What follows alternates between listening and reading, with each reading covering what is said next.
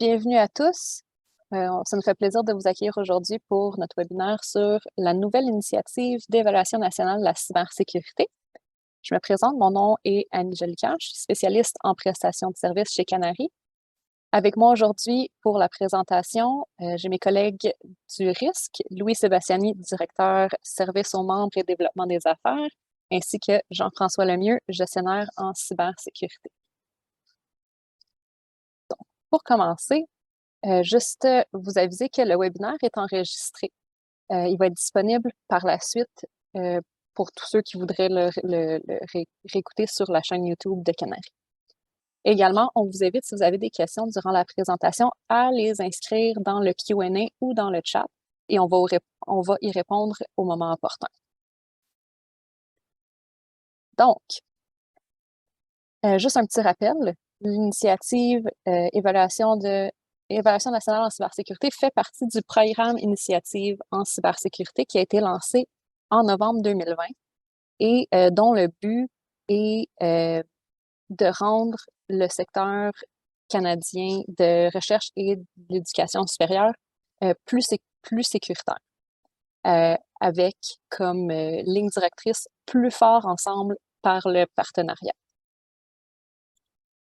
Pour y arriver, on a 3 objectifs stratégiques bien définis, soit d'aligner la communauté de l'enseignement supérieur sur une approche nationale coordonnée et axée sur la collaboration, accroître les capacités et les systèmes en cybersécurité afin de faciliter une adoption plus rapide des initiatives et jauger l'impact des initiatives en vue de rationaliser le choix de nouvelles initiatives et leur financement. Donc, tout ça dans un but de coordination nationale pour un impact local. Qu'est-ce que ça veut dire pour notre secteur? En fait, c'est que ça veut dire que on travaille ensemble avec les partenaires régionaux, donc du RNRE, pour fournir des services et des initiatives au niveau local dans vos institutions. Tout ça avec la vision d'un Canada plus sûr. Jusqu'à maintenant, c'est 95% des organisations admissibles qui sont inscrites au programme d'initiative en cybersécurité et qui profitent d'au moins une initiative subventionnée. Ça représente 201 institutions sur 211 organisations admissibles. Donc, c'est quand même une bonne proportion. Jusqu'à maintenant, les 4 premières initiatives subventionnées qui font partie du programme sont le pare-feu CIRA, le fil de menace CANSOC, le système de détection des intrusions et l'analyse comparative des vulnérabilités. Et maintenant, la 5e, qui est l'évaluation nationale de la cybersécurité. Donc, toutes ces initiatives-là se complètent pour rendre l'organisation plus sûre et du même coup rendre le secteur plus sûr, donc l'entièreté du réseau. Sur ce, on va passer à la présentation du nouveau service d'évaluation nationale de la cybersécurité. Et je vais passer la parole à mes collègues du risque. Merci Annie. Bonjour tout le monde. Donc, premièrement, Louis et moi, on est très heureux de vous présenter ce service qui aura certainement un impact important sur le réseau national de recherche et d'éducation pour les années à venir. Si vous avez des questions durant la présentation, n'hésitez pas à nous les poser via la fonction Q&A via Zoom du webinaire. On va tenter d'y répondre durant la présentation, puis sinon, à la fin, on va avoir une période dédiée pour avoir un petit peu de discussion par rapport à ce qui s'est dit. Un fait intéressant à apporter, c'est que ce service-là, c'est un des premiers qui provient directement d'une collaboration entre les différents partenaires du réseau national de recherche et d'éducation. Cette formule-là, par la communauté, pour la communauté, est appelée évoluer selon votre appréciation du service. Donc, le service d'évaluation nationale de la cybersécurité, c'est, dans les faits, une auto-évaluation de votre posture en cybersécurité sur une base annuelle. Les données recueillies serviront non seulement à suivre votre progression dans le temps, mais aussi à alimenter des rapports régionaux et nationaux anonymisés, permettant de développer de futures initiatives correspondantes aux besoins réels du milieu. Cette auto-évaluation est administrée via un questionnaire uniforme pour tous les participants et est hébergée sur la plateforme de gouvernance, de gestion de risque et de conformité Align. Bien que le questionnaire repose fidèlement sur le cadre de référence en cybersécurité de l'Institut national des normes et de la technologie, il a été soigneusement adapté au monde de la recherche et de l'éducation, notamment en centrant le questionnaire sur les enjeux pertinents que vive la communauté et en délaissant certaines facettes un peu moins près de notre réalité. Mais ce service-là, il ne se limite pas seulement qu'à un questionnaire. Une équipe nationale de formation, support et d'expertise a été mise sur pied afin d'aider les organisations admissibles à non seulement répondre fidèlement au questionnaire, mais aussi afin de se familiariser avec le cadre de référence utilisé et la plateforme Align. Prochaine page, s'il vous plaît. Je vais brièvement aborder le cadre de référence en cybersécurité de l'Institut national des normes et de la technologie, bien connu sous son acronyme NIST. D'ailleurs, je vais utiliser l'acronyme à partir de maintenant. Je vais sauver un petit 2-3 secondes à chaque fois. Ce cadre de référence a été développé à la suite d'une série d'incidents de cybersécurité qui ont perturbé les fournisseurs d'infrastructures critiques américaines dans les années 2011 et 2012. Afin de couvrir l'ensemble des bonnes pratiques qu'une organisation devrait adopter, le cadre de référence représente la cybersécurité sous 5 fonctions primaires. Premièrement, il est identifié, qui est la gestion de risques en cybersécurité qui plane sur les systèmes, le matériel, les données et les capacités de l'organisation. On peut penser ici à les aspects comme la gouvernance, la gestion des actifs et l'évaluation des risques. Ensuite, on a la fonction protégée, qui est pour maintenir la prestation des services essentiels. Donc, ici, on pense à la sensibilisation et la formation du personnel, la sécurité des données, les méthodes de protection de l'information et la maintenance. Puis, on a la fonction détecter, qui est pour repérer les incidents de cybersécurité. Donc, ici, on parle de journalisation, détection des anomalies des événements, la surveillance permanente et la prévention de la perte de données. Ensuite, on a réagir, donc prendre des mesures consécutivement à la détection d'un incident. Donc, ici, on a la planification des interventions, les communications en cas de crise, l'analyse et l'atténuation d'incidents de cybersécurité. Et finalement, on a la fonction restaurer, qui est pour rétablir les capacités ou les services qui ont été perturbés. Par exemple, on a la planification de la restauration et les processus de leçons apprises tirées lors des événements. Si vous désirez en apprendre davantage sur l'histoire du NIST et sur son rôle dans le grand écosystème de la cybersécurité, je vous invite à rester à l'affût pour une présentation à ce sujet qui sera présentée sous peu dans le cadre de cette initiative. Sur ce, je vais passer la parole à Louis. Merci Jean-François. Donc, comme indiqué plus tôt par mon collègue Jean-François, cette 5e initiative a été pensée et initiée par les 13 partenaires provinciaux et territoriaux du Réseau national de recherche et d'éducation, incluant Cyberra en Alberta, BCNet en Colombie-Britannique, ECN au Nouveau-Brunswick, le RISC au Québec, et avec la collaboration de Canary pour fédérer les efforts. Donc, étant au centre de la relation avec vous, les organisations admissibles, soit les collèges, les cégeps, les universités, les institutions de recherche, le groupe a voulu mettre en place un outil qui procurera divers bénéfices à la communauté.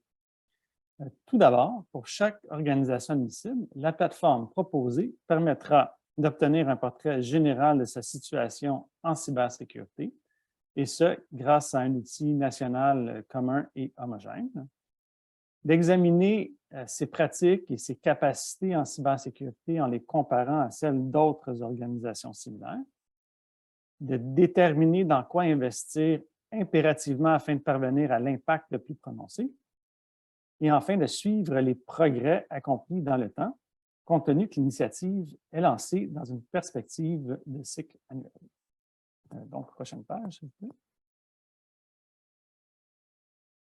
Donc, ensuite, au niveau provincial ou territorial, l'initiative permettra aux partenaires régionaux du Réseau national de recherche et d'éducation, comme le RISC au Québec ou ECN au Nouveau-Brunswick, de brosser un tableau régional unifié du secteur afin d'identifier et d'établir les priorités locales en matière d'investissement et de possiblement développer de nouveaux services en fonction des besoins qui auront été cernés. Elle permettra également de créer une communauté de pratiques et d'experts dignes de confiance au sein des partenaires régionaux du Réseau national de recherche et d'éducation. Prochaine page, s'il vous plaît. Enfin, au niveau national, et grâce à la coordination de Canary, l'évaluation nationale de la cybersécurité permettra d'élaborer un portrait national unifié du secteur, de développer de nouveaux services en fonction des besoins cernés, d'identifier les pratiques et les investissements qui ont le plus d'impact dans le temps, d'illustrer l'esprit de coopération qui anime le secteur, qui est un puissant argument pour appuyer les demandes de financement, et de promouvoir un accès équitable à des services de la taille adéquate. En somme, il s'agit d'une initiative procurant des bénéfices à l'ensemble des acteurs canadiens du réseau de la recherche et de l'éducation. Prochaine page, s'il vous plaît. Parlons maintenant du questionnaire. Donc, oui, ce dernier comprend 240 questions qui couvrent les 5 fonctions du cadre de référence du NIST. Mais je tiens à préciser tout de suite que bien que l'ensemble du questionnaire vous sera disponible dès votre inscription au service, l'équipe de soutien national a prévu des séances où chacune des questions sera interprétée et où vous pourrez demander des clarifications et avancer votre questionnaire sur votre propre temps. Nous aborderons les formations et les ateliers dans quelques minutes. Toutes les questions du questionnaire sont à choix multiples avec 5 énoncés de réponses. Ces réponses correspondent dans l'ordre au niveau 1 à 5 du modèle d'évaluation de la maturité CMMI. Pour ceux qui sont familiers avec les cadres comme COBIT, c'est le même système de gradation qui est utilisé. Finalement, la plateforme Align a été choisie pour héberger le questionnaire puisqu'elle vous propose une interface moderne et intuitive, entièrement bilingue et intégrant plusieurs méthodes pour contacter un membre de l'équipe de soutien national. Prochaine page, s'il vous plaît. Une des premières étapes à compléter pour débuter le projet, c'est de définir qui sera le propriétaire du questionnaire pour votre organisation. Le propriétaire du questionnaire devrait être la personne pouvant représenter l'organisation sur les processus et pratiques utilisés en gestion de technologie, comme par exemple un directeur des technologies ou un directeur de la sécurité de l'information. Cette personne devrait posséder une bonne connaissance des processus TI formels et informels de votre organisation et, si vous en avez, leur méthode de contrôle. Bien que la responsabilité de compléter le questionnaire appartienne au propriétaire de ce dernier, un mécanisme simple et rapide de délégation est disponible sur la plateforme en ligne. Cela vous permettra de déléguer des questions spécifiques ou des catégories entières du questionnaire à un autre membre de votre organisation, plus au fait des informations demandées. Les personnes ayant reçu des questions déléguées pourront à leur tour utiliser ce mécanisme de délégation s'ils le désirent. Prochaine page, s'il vous plaît. Étant donné que bien des questions peuvent être sujettes à interprétation et afin de fournir un accompagnement de haute qualité et répondant tout au long du processus, de haute qualité au répondant tout au long du processus, pardon, l'équipe du Service national de la cybersécurité a mis en place une équipe de service. Cette équipe est composée d'employés issus des différents partenaires du Réseau national de recherche et d'éducation. Elle a reçu une formation en présentiel à Ottawa afin de pouvoir vous guider dans l'avancement de votre questionnaire et vous fournir des conseils uniformes à l'échelle nationale. Naturellement, le service sera offert en anglais et en français, peu importe la province d'où vous vous situez. Prochaine page, s'il vous plaît. En plus de vous soutenir et vous accompagner durant la période de réponse, l'équipe de la Service national vous fournira plusieurs documents, format texte ou multimédia, pour vous guider dans le cycle annuel du service. C'est cette même équipe qui va vous produire les rapports adaptés à votre institution et fournira un rapport régional à votre partenaire du Réseau national de recherche et d'éducation, afin que ce dernier puisse avoir un portrait fidèle de la posture en cybersécurité des organisations qu'il dessert. C'est avec ces informations que le Réseau national de recherche et d'éducation pourra évoluer selon vos besoins et vous proposer des services pertinents et d'actualité. Prochaine page, s'il vous plaît. Bon, parlons maintenant des ressources disponibles à votre organisation pour la formation. Donc, tout d'abord, suite à votre inscription à l'initiative, il y aura des séances de formation hebdomadaires en direct avec période de questions afin de vous introduire à l'évaluation nationale de la cybersécurité. Et elles couvriront la présentation du cadre de cybersécurité du NIST, compte tenu que les questions reposent sur ce cadre, et une explication de l'utilisation de la plateforme Align qui héberge l'auto-évaluation. L'objectif de tenir une séance par semaine est dans le but d'offrir le plus de flexibilité possible dans vos horaires chargés et d'accommoder les plus de 200 organisations admissibles du Canada. Vous pourrez donc assister à la session qui vous convient. Ensuite, à partir du début novembre, des séances distinctes pour chaque groupe de questions seront tenues pendant 5 semaines consécutives afin d'aborder et examiner ces groupes de questions en détail. Par ailleurs, une formation libre-service est aussi disponible. Donc, une banque centrale de ressources accessible via le web sera mise à votre disposition et elle inclura des vidéos et une foire aux questions sur des sujets comme l'inscription et la connexion à la plateforme Align, comment répondre aux questions d'évaluation ou déléguer des questions au sein ou à l'intérieur de votre organisation. Les propriétaires de questionnaires recevront ce livre. Prochaine page, s'il vous plaît. Donc, passons maintenant à l'étape de l'inscription à cette initiative en cybersécurité. Si vous êtes déjà inscrit au PIC, il suffit d'accéder au site canary.ca, PIC/ENC. Très peu d'organisations admissibles n'ont pas encore signé l'entente de collaboration en cybersécurité de Canaries, comme on voyait plus tôt, là, il y a 95 de participation. Mais si vous n'êtes pas encore inscrit au PIC, nous vous invitons à communiquer avec votre partenaire du Réseau national de recherche et d'éducation pour compléter le processus et ensuite de vous inscrire à l'initiative. Dans le cas des organisations admissibles du Québec, je vous invite à communiquer avec le service aux membres du risque si vous avez des questions. Prochaine page, s'il vous plaît. Le formulaire d'inscription comporte un engagement de la part de l'organisation admissible, donc il est nécessaire que la personne qui soumettra le formulaire ait le pouvoir de lier juridiquement l'organisation et ses employés. Nous suggérons fortement qu'il s'agisse du dirigeant principal de l'information ou de la personne responsable du département des technologies de l'information. Prochaine page, s'il vous plaît. En conclusion, après vous êtes inscrit à l'évaluation nationale de la cybersécurité, le propriétaire du questionnaire recevra un courriel le conviant à assister à la séance de formation Bienvenue à l'initiative. Après cette formation, le propriétaire du questionnaire recevra des instructions sur la façon d'accéder à la plateforme en ligne. L'équipe de l'organisation effectue l'auto-évaluation en rassemblant les réponses aux diverses sections du questionnaire à compléter d'ici la fin décembre 2022. Et enfin, les rapports et les recommandations sont envoyés à l'organisation après l'échéance fixée pour la remise du questionnaire. Donc, ceci termine la partie de la présentation et explication de l'évaluation nationale. Nous passerons donc à l'étape des questions et réponses, le cas échéant.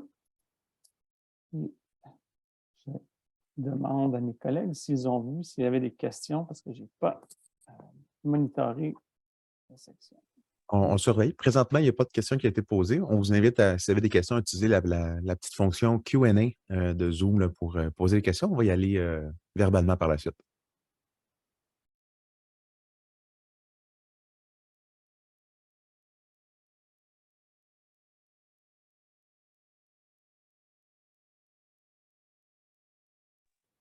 Première question ici, est-ce possible pour un délégué d'assister aux séances de formation? Absolument. Naturellement, il va falloir prévoir ça va être qui vos délégués avant les séances de formation, mais oui, vous êtes libre de transférer tous les documents ou les séances de formation à quiconque de votre organisation que vous jugez qui est pertinent. En fait, on vous invite même à le faire parce qu'il y a des formations qui portent sur comment utiliser la plateforme, comment répondre aux questions en tant que telles. Donc, c'est vraiment important que cette personne-là puisse avoir le même standard, la même manière de répondre aux questions que le reste des participants. Merci beaucoup pour la question.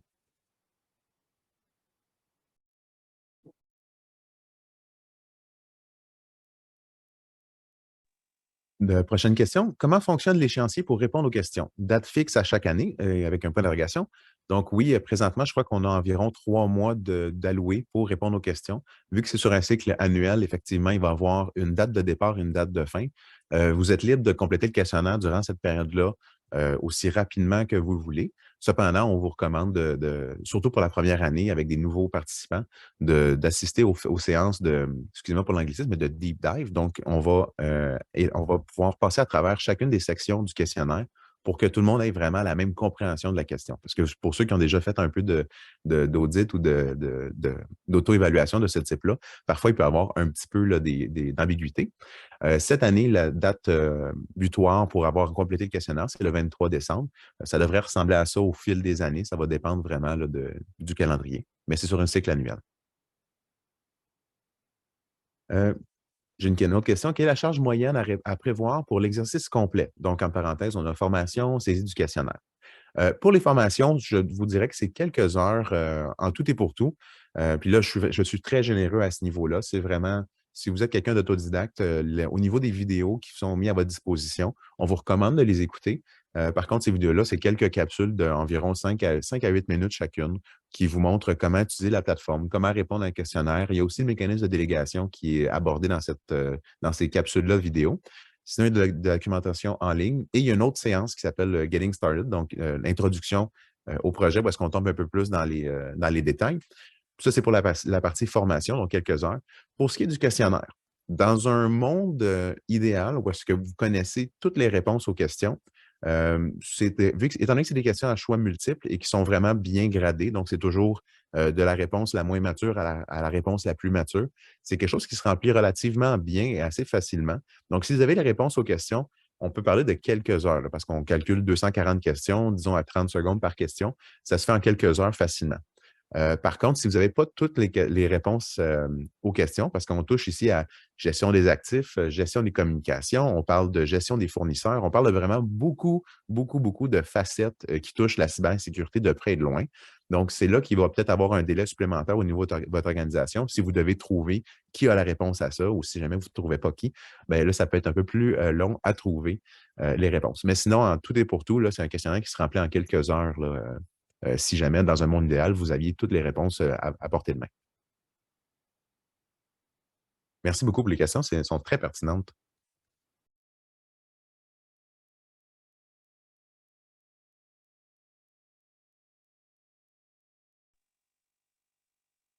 Nous avons une autre question. Où sont stockées ces informations recensées? Donc, je crois qu'il y en a ici qui sont au fait de l'actualité au niveau des nouvelles législations.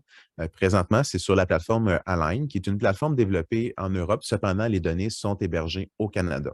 C'est sûr que la loi 25 qui vient d'arriver, il va falloir qu'on se renseigne de ce côté-là, mais on vous garantit que les données sont hébergées au Canada sur une instance dédiée, étant donné qu'il y avait déjà des législations au niveau là, à ce niveau-là. Donc, si les données sont au Canada sur la plateforme Align, pour ce qui est de la production des rapports, elles sont extraites ensuite et gérées au niveau de l'équipe nationale de service qui est fédérée par Canary pour ensuite produire les rapports qui vous seront communiqués par la suite. Une autre question originale et très pertinente. Merci.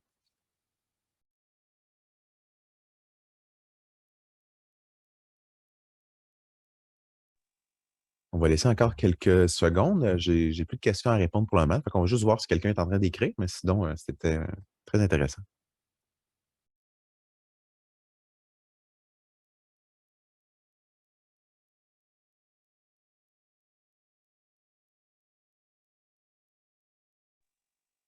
Annie, je crois qu'on a fait le tour. Oui, donc s'il n'y a pas d'autres questions, on va pouvoir conclure pour aujourd'hui. Si jamais vous deviez penser à une question suite au webinaire, on vous invite à la communiquer avec nous au cip@commercialcanary.ca. Ça va nous faire plaisir de vous répondre. Sinon, on espère vous voir au cours d'une des sessions de démarrage de Bienvenue à l'ENC et on vous souhaite une bonne journée. Merci à tous. Merci.